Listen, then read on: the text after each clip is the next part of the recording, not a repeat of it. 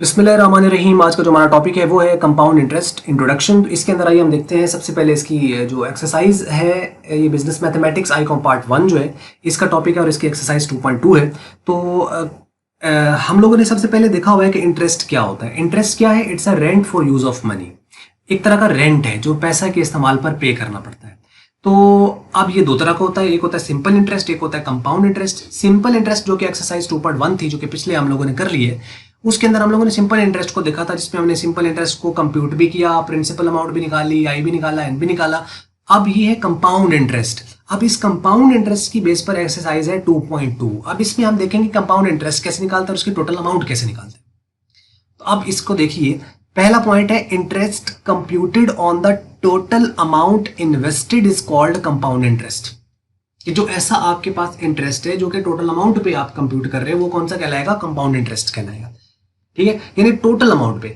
Suppose कर लें कि आपने 100 रुपए इन्वेस्ट किया और उस पर आपको 10 रुपए इंटरेस्ट मिला। तो अब ये पहला साल है, साल के हिसाब से हम अगर देखें तो अब ये जो 10 रुपए आपको मिला, ये आपका री इन्वेस्ट आप कर देते हो, आप विड्रॉ नहीं करते। क्योंकि अगर आप विड्रॉ करोगे फिर तो आपकी इन्वेस्टमेंट वही रहेगी ना, 100 रुपया के। आप अगर इंटरेस्ट निकालते जाओगे साथ साथ, तो फिर तो वो पी वही का वही रहेगा। इसलिए ये री इन्वेस्ट होता चला जाएगा, तभी आपका अगली बार इंटरेस्ट ज्यादा आता है। तो मीन्स के पहले साल अगर 100 पे इंटरेस्ट कैलकुलेट हुआ है तो अगली बार 110 पे कैलकुलेट होगा। Simple is that. अब यहां पे देखिए, under the compound interest, interest earned is considered to be reinvested. कि वो जो इंटरेस्ट आप अर्न करते हैं वो री इन्वेस्ट हो जाता है।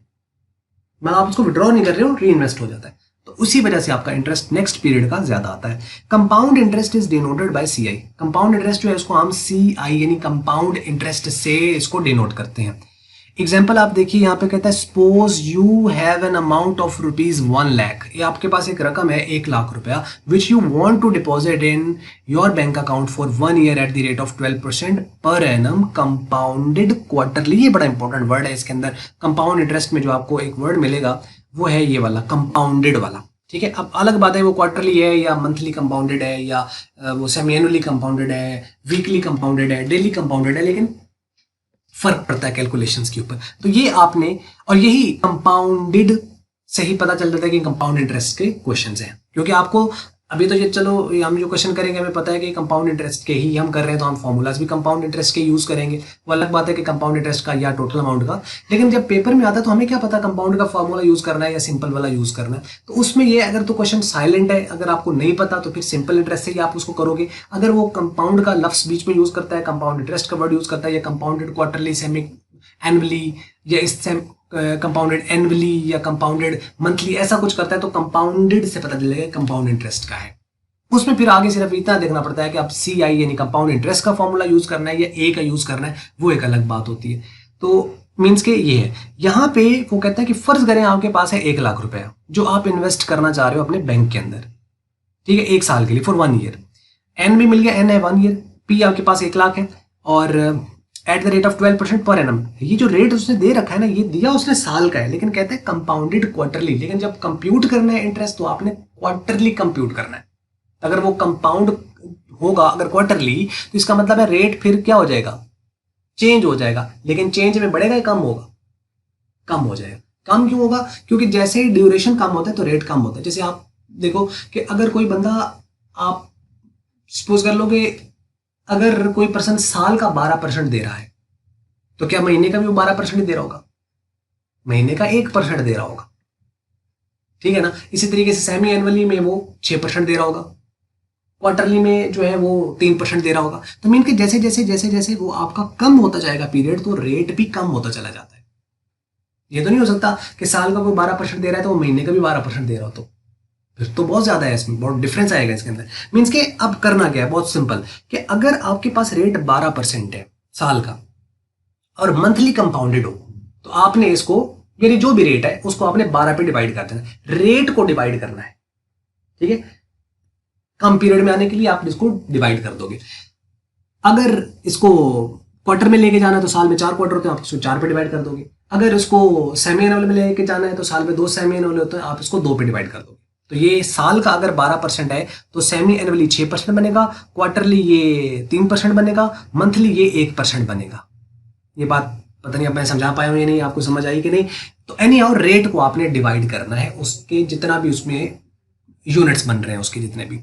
अच्छा, अब आपने यहाँ पे देखें क्वेश्चन में 12% सालाना है, लेकिन वो कहता है कंपाउंडेड क्वार्टरली, मतलब हमने इसको क्वार्टरली कंपाउंड करना है। तो हमें एन भी क्वार्टर्स में चाहिए और आई भी क्वार्टरली चाहिए, क्योंकि सिंक होना चाहिए। वो बिल्कुल बेस उसी तरह है, आई और एन सिंक होने चाहिए, चाहे सिंपल इंटरेस्ट है चाहे कंपाउंड इंटरेस्ट है। अच्छा, अब हम इसको क्या करेंगे, जो कि साल में 4 क्वार्टर होते हैं, हम 4 पे डिवाइड कर देंगे। तो जब 4 पे डिवाइड करेंगे तो कितना आ जाएगा, 3% आ जाएगा, 3%। Now you want to determine your total amount. अब आप चाहते हो कि मेरी टोटल रकम कितनी बनेगी at the end of a year, साल के आखिर पर बनेगा, साल के आखिर पर, लेकिन कंप्यूट जो होगा वो हर क्वार्टर में होगा interest. Assuming that interest earned at each quarter to be reinvested, यानी आप उसको विड्रॉ नहीं कर रहे हो, जो आप कमा रहे हो वो आप री इन्वेस्ट करते जा रहे हो। और नॉर्मली यही एजम्पशन लेकर हम पूरे क्वेश्चन इसके कंपाउंड इंटरेस्ट के सॉल्व करते हैं। अब इसको ना हमने 2 मेथड से कर सकते हैं, एक है टेबल मेथड और एक है इसका फॉर्मूला मेथड। हम सबसे पहले तो टेबल मेथड से हम करते हैं, ताकि हमें ज़रा समझ आए कि असल में ये इसका बैकएंड पे चीज़ें कैसे चल रही हैं। देखिए, यहाँ पे है क्वार्टर्स, यानी first quarter, second, third and fourth. पहला क्वार्टर, दूसरा क्वार्टर, तीसरा क्वार्टर, चौथा क्वार्टर। साल में 4 क्वार्टर्स हैं, तो असल में ये पूरा एक साल ही है, लेकिन अब 4 यूनिट्स में डिवाइड हो गया, मीन्स के 4 क्वार्टर्स बन गए। इन्वेस्टमेंट एक तरफ मैंने यहाँ पे क्वार्टर्स ले लिए, फिर इन्वेस्टमेंट ले ली, यहाँ पे इंटरेस्ट हमने जो कंप्यूट करना है ये इंटरेस्ट कंप्यूट करेंगे, यहाँ पे उसकी टोटल रकम हम लेते जाएंगे। तो ये 4 कॉलम बन गए। पहला क्वार्टर, कितनी इन्वेस्टमेंट की है, 1 लाख रुपए। 1 लाख था ना आपके पास, जो कि 1 लाख आप इन्वेस्ट करना चाह रहे थे, ये 1 लाख रुपए। तो आपने क्या किया कि यहाँ पे इन्वेस्टमेंट में 1 लाख लिख दिया। अब इस 1 लाख पर हम इंटरेस्ट कंप्यूट करेंगे। अब यहाँ पे कितने, how many number of quarters are there. First में 1 क्वार्टर है, तो सेकंड में क्या 2 हो जाएंगे, सेकंड में भी 1 ही क्वार्टर रहेगा, तो थर्ड में 3 नहीं हो जाएंगे, थर्ड में भी 1 ही रहेगा, फोर्थ में भी 1 ही रहेगा, क्योंकि हमें चाहिए नंबर्स ऑफ क्वार्टर्स। तो यहाँ फर्स्ट में भी 1 क्वार्टर है, यहाँ पे भी 1 ही क्वार्टर है, यहाँ पे भी 1 क्वार्टर है, यहाँ पे भी 1 क्वार्टर है, ठीक है। तो 1-1 चलेगा इसके अंदर। तो इन्वेस्टमेंट किया है यहाँ पे 1 लाख रुपए। इंटरेस्ट आपके पास कैसे कंप्यूट होगा, उसी तरह जैसे हम PIN करते हैं या PRT करते हैं, तो यानी investment multiply rate multiply time, normally जैसे इंटरेस्ट हम निकालते हैं। तो हम क्या करेंगे, 1 लाख और रेट 3% क्यों लिया है, क्योंकि सालाना 12% है, तो क्वार्टरली 3% होगा, 4 पे डिवाइड कर दिया। और नंबर ऑफ क्वार्टर्स हमें चाहिए, तो जो कि पहला क्वार्टर है तो 1 ही बनेगा, तो हम यहाँ पर 1 लिखेंगे। नंबर ऑफ क्वार्टर्स 1 है। इसको अगर हम कंप्यूट कर लें तो ये 3000 रुपए आ जाता है यहाँ पे, 3000 ये इंटरेस्ट बनेगा इसका।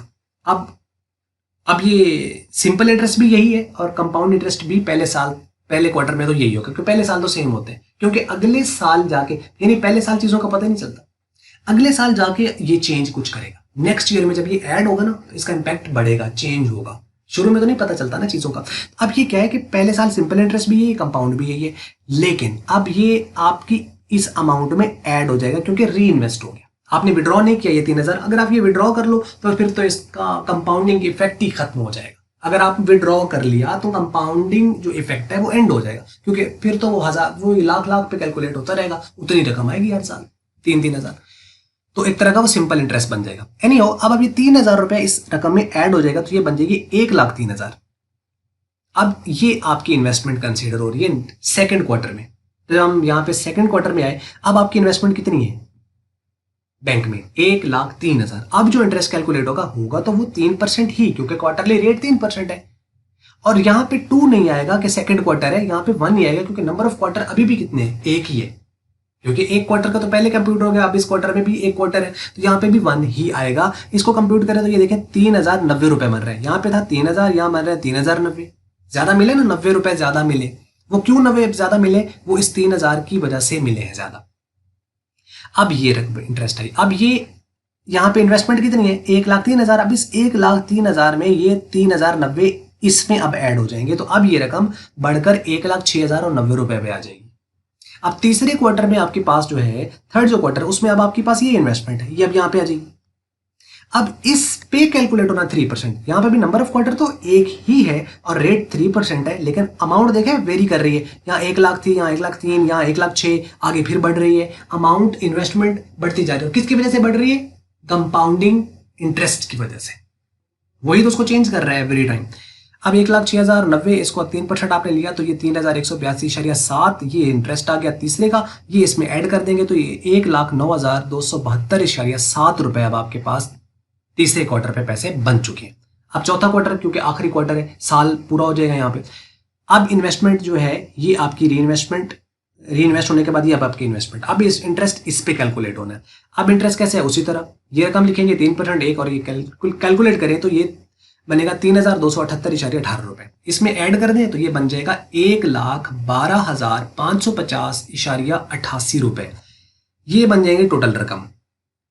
तो इंटरेस्ट टोटल कितना बन गया पूरे साल का, इस इंटरेस्ट को इसको और इसको आप ऐड कर लो तीनों को, यानी 3,000 जमा 3,090 जमा 3,182.7 जमा 3,278.18 ऐड किया तो ये बन गया 12,550.88। ये बना पूरे साल का इंटरेस्ट। बना ये साल का है लेकिन कंप्यूट सालाना नहीं हुआ, ये फर्क है। बना तो ये साल का है यानी पूरे साल का इंटरेस्ट है, लेकिन कंप्यूट सालाना नहीं हुआ। कैसे कंप्यूट हुआ है, क्वार्टरली कंप्यूट हुआ है, यानी क्वार्टरली कंपाउंडेड है। तो कितना बना पूरे साल का या 4 क्वार्टर का, 12,550.88, जबकि टोटल रकम आपकी बन गई 1,12,550.88। क्यों, ये कैसे बनी, क्योंकि प्रिंसिपल अमाउंट प्लस इंटरेस्ट थी तो टोटल अमाउंट होती है।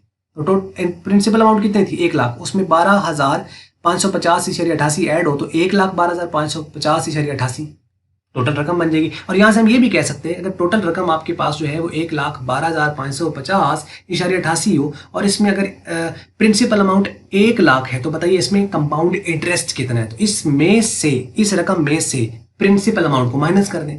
तो जब ए में से प्रिंसिपल अमाउंट को माइनस करेंगे तो पीछे क्या बच जाएगा, इंटरेस्ट बच जाएगा। वो इंटरेस्ट कौन सा है, कंपाउंड इंटरेस्ट। यहां तक उम्मीद है समझ लगी होगी। इसी को नीचे एक्सप्लेन किया गया और इसके 2 फॉर्मूलाज भी हैं और यहाँ पे वीडियो एंड होती है। Thus, his total sum of the money at the end of a year. At the end of a year mean at the end of the 4th quarter means के complete 4 quarter का जो उसका रकम बनेगी वो 1,12,550.88 बनेगी।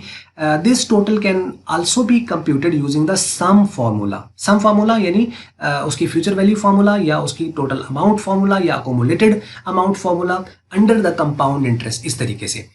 तो अब ये है इतना लंबा, यानी अगर आप देखें कि 4 खाली क्वार्टर्स थे तो 4 क्वार्टर्स में इतना हो गया, कैलकुलेशन करनी पड़ी है। सोचो अगर ये 20 क्वार्टर्स होते तो ये तो हमें पता नहीं कितना कैलकुलेशन करनी पड़ती। तो ये तो रेकमेंडेड तो नहीं है, सिर्फ ये था कि चलें ठीक, हाँ चीज़ों की समझ आई होगी थोड़ी बेहतर इस चीज़ को अंडरस्टैंड करने में। लेकिन हमें इसको जो कंप्यूट करना है वो टेबल से नहीं, हमको फॉर्मूला से करना है। फॉर्मूला बहुत सिंपल है। देखो अगर आपको सिंपल इंटरेस्ट का याद है ना, सिंपल इंटरेस्ट का फॉर्मूला क्या होता है, SI = PIN, और उसके ए का फॉर्मूला क्या होता है, A = P × 1 + IN। n यहाँ मल्टीप्लाई हो रहा होता है। बस अगर आपको वो फॉर्मूला याद है, सिंपल इंटरेस्ट के केस में अगर आपको ए याद है तो कंपाउंड इंटरेस्ट का यहाँ पे जो n है वो इसकी पावर बन गई है बस, यानी A = P × 1 + I की पावर n, ये पावर इसकी n बन जाएगी। बस इतना ही फर्क है। तो अगर आपको सिंपल इंटरेस्ट के ए वाला फॉर्मूला याद है तो कंपाउंड का तो सिंपल इसके साथ n मल्टीप्लाई नहीं होना, i के साथ उसकी पावर बन जानी है इसकी होल की। अब चेक करते हैं इस फॉर्मूला से हमारा आंसर सेम आता है कि नहीं। देखो प्रिंसिपल अमाउंट कितनी, 1 लाख, हमने 1 लाख पुट कर दी। I 1 एज इट इज आ गया। I कितना है, 3%, क्योंकि क्वार्टरली 3% ना, ये आ गया। अब n नंबर ऑफ क्वार्टर्स, अब यहाँ हमें टोटल नंबर ऑफ क्वार्टर्स चाहिए। तो साल के कितने क्वार्टर्स हैं, 4 हैं, क्योंकि एक साल में 4 क्वार्टर्स हैं। हम यहाँ पे 4 पुट करेंगे। तो अब देखें इसको कंप्यूट करें, ये 0.03 आ जाएगा, 1 में ऐड करें तो 1.03, इसकी पावर ले ले 4 तो बन जाएगा 1.1255। इसको 1 लाख से मल्टीप्लाई करें तो ये आएगा 1,12,550.88, जो कि यहाँ पे रकम आ रही है टेबल के अंदर, ये वही है। देखें यहाँ पे कितनी कैलकुलेशन के बाद ये आया और यहाँ पे जस्ट एक फॉर्मूला में यहाँ से कंप्यूट किया तो ये आंसर आ गया। डन। तो ये है टोटल अमाउंट। अब यही कोई हमसे पूछे कि इसमें बताओगे जी कंपाउंड इंटरेस्ट कितना है, तो आपकी प्रिंसिपल अमाउंट कितनी है, 1 लाख। इस 1 लाख को इसमें से माइनस कर दो, ए में से प्रिंसिपल अमाउंट को निकाल दो, तो पीछे जो बचेगा वो कंपाउंड इंटरेस्ट बचेगा। तो 1 लाख निकलेगा तो पीछे बचेगा 12,550.88, वो होगा इसका कंपाउंड इंटरेस्ट। इसी के बेस पर हम इसके फॉर्मूलाज को देख सकते हैं। ये देखिए पहला है, वो कहता है formula of finding the total amount, जो वो कह रहा है we use the following formula for finding the total amount under the compound interest, that is A = P × 1 + I की पावर n। ये तो फॉर्मूला पता है आपको। अब formula finding the compound interest CI, as we know that the total amount include both the principal amount as well as the amount of the interest. Thus we can get the compound interest by subtracting the principal amount from the total amount. समझ लगी होगी कि total amount में से P को minus कर दो तो पीछे क्या बचेगा, कंपाउंड इंटरेस्ट। तो हम लिख सकते हैं compound interest is equal to A - P, यानी CI is equal to A - P। A किसके इक्वल है, P × 1 + I की पावर n। अब इसमें से माइनस ये p कर देंगे, इसमें और इसमें p कॉमन है, p जब कॉमन लेंगे तो यहाँ बच जाएगा 1 प्लस आई की पावर n और माइनस इस p की जगह 1 आ जाएगा। तो सी आई किसकी इक्वल है, p इंटू 1 प्लस आई की पावर n माइनस 1। एक ये फॉर्मूला यूज होना है और एक ये फॉर्मूला यूज होना है। और यहाँ मैं बता दूं कि कंपाउंड, पहले आपने ये गैस करना है क्वेश्चन के अंदर कि ये वाला जो दिया गया क्वेश्चन है ये सिंपल इंटरेस्ट से सॉल्व होगा या कंपाउंड से सॉल्व होगा। अगर आपको पता चला सिंपल से सॉल्व होना तो फिर सिंपल वाले फॉर्मूलाज, अगर आपको पता चला कंपाउंड से होना तो फिर कंपाउंड वाले फॉर्मूलाज। सपोज करें कंपाउंड से ये सॉल्व होता है, लेकिन अब कंपाउंड में ये वाला फॉर्मूला यूज होगा या ये वाला यूज होगा, वो डिपेंड करेगा कि अगर आपको उसने ए कहा है कि कंप्यूट करे तो ए वाला फार्मूला, या अगर वो आपको ए दे देता है तो तब भी यही फार्मूला, लेकिन अगर वो आपको कहे कंपाउंड इंटरेस्ट कंप्यूट करे तो फिर ये वाला फार्मूला, और अगर वो आपको कंपाउंड इंटरेस्ट दे दे तब ये वाला फार्मूला। मतलब ए गिवन हो या ए फाइंड करना हो तो ये फार्मूला, सी आई गिवन हो या सी आई फाइंड करना हो तो ये वाला फार्मूला। बाकी क्वेश्चन इंशाल्लाह आने वाली वीडियोस में हम क्वेश्चन कर रहे हैं, वहां पे हम इसको देखते हैं। तो बस ये थी वीडियो। अगर आपको मल्टीपीडिया की ये वीडियो अच्छी लगी इसको आप लाइक कर लें, शेयर कर लें दूसरों के साथ। अगर आपको अच्छी नहीं लगी इसको आप कर दें डिसलाइक। और वीडियो देखने का बहुत शुक्रिया।